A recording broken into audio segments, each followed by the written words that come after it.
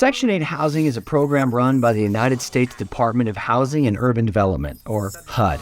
It provides financial assistance to low-income individuals and families to help them afford rent. The program is also known as the Housing Choice Voucher Program. And if you're a real estate investor or a landlord and you've ever wondered about Section 8 in real estate, stay tuned because we're real estate investing made easy, and it's time to make Section 8 easy. Eligible participants in the Section 8 program are issued vouchers which they can use to rent units in the private market. The voucher covers a portion of the rent and the tenant's responsible for paying the difference.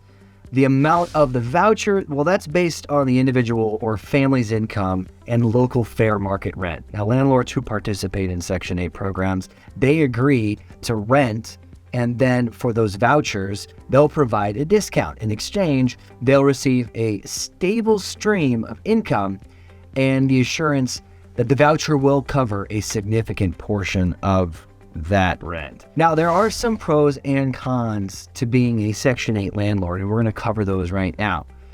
One of the main advantages of being a Section 8 landlord is really the stability of the income, right? Because that voucher covers a significant portion of the rent. That means, of course, that landlords are less likely to experience unpaid rent and vacancies, right? However, there are also some drawbacks to being a Section 8 landlord, and that's that some landlords may be hesitant to participate in the program due to the extra paperwork, the inspections that are required, and there may also be a stigma that's attached to Section 8 housing, which could make it more difficult to attract tenants. The next thing to cover is, how do you turn a property into a Section 8 housing? So if you're an investor who's interested in turning a property into Section 8 housing, here's the process that you need to follow. So first, you have to determine if the property itself is eligible for that Section 8 program. The property must contain and meet certain standards of health, safety, and habitability. Now, you can contact your local public housing agency, or PHA, to obtain the necessary paperwork that you're going to need to have that property inspected. If your property is approved, all you got to do is sign with that PHA to participate in the Section 8 program. Then, of course, you're going to advertise your property to voucher holders, that is, those who are able to take part in that Section 8 program, and then start accepting tenants. So there are some rules that you are going to need to follow as it pertains to Section 8 program, including submitting the paperwork and completing periodic inspections. Overall, participating in the Section 8 program, it can be a good option for landlords who are looking to provide affordable housing to low-income individuals and families. However, it is important to be aware of these additional requirements and responsibilities that are involved in being a Section 8 landlord. So let's discuss our main points in a bit more depth. So, determining eligibility for a Section 8 program. Again, about eligibility for Section 8, a property must meet certain standards of health, safety, and habitability. These standards are actually known as the Housing Quality Standards, or HQS. The HQS includes requirements such as functional heating systems, plumbing systems, functional windows and doors, and of course the absence of anything that's a serious health or safety hazard.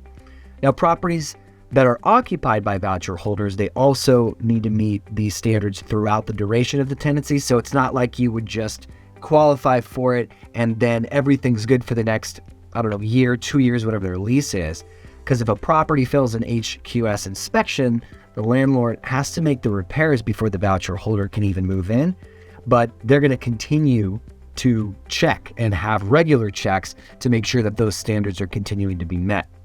So, contacting the PHA and obtaining paperwork. To turn a property into a Section 8 housing, you will of course have to contact the PHA and get the necessary paperwork, right? It's just really as simple as that. And then the PHA will provide you with a list of documents that you need to submit. And some of those documents will proof that you own the freaking property in the first place, right? And then, of course, a lead-based paint disclosure and a copy of the lease agreement. And also, the PHA will arrange for an inspection to visit the property, just like we talked about before, to ensure that those HQSs are met, right? If the property meets the HQS, then the PHA will enter into a contract with you so you can participate in that Section 8 program. you get that. You'll get all the specific documents from the PHA. But even when you do, right, it's like, how am I going to make this an attractive property so I can get tenants in? Because as a landlord, you clearly need to have the property rented. Otherwise, it's not cash flowing. And then what's the point?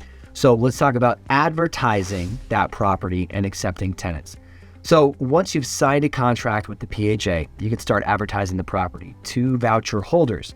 And there's several ways you can do this, including listing the property on the PHA's website or on any other rental website that caters to voucher holders, and advertising in local newspapers, of course, and bulletin boards, contacting your housing advocacy organizations or your community centers that assist with voucher holders.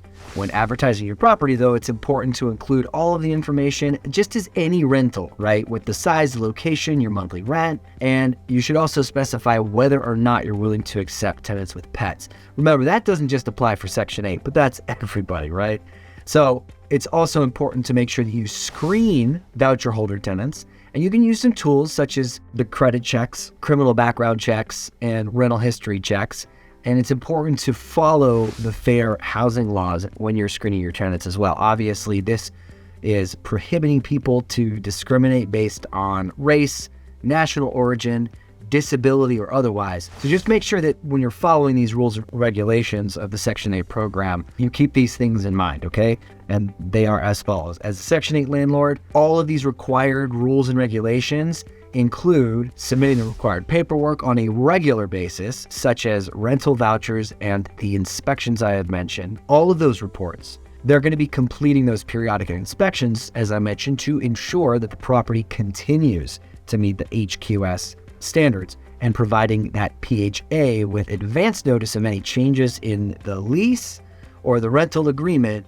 And you got to notify the PHA of any changes to the property owner's contact information. So if you're the one who's owning the property, you have to update them. And if you fail to meet any of these rules or comply with any of these regulations, then you're at the risk of losing your participation in the Section 8 program.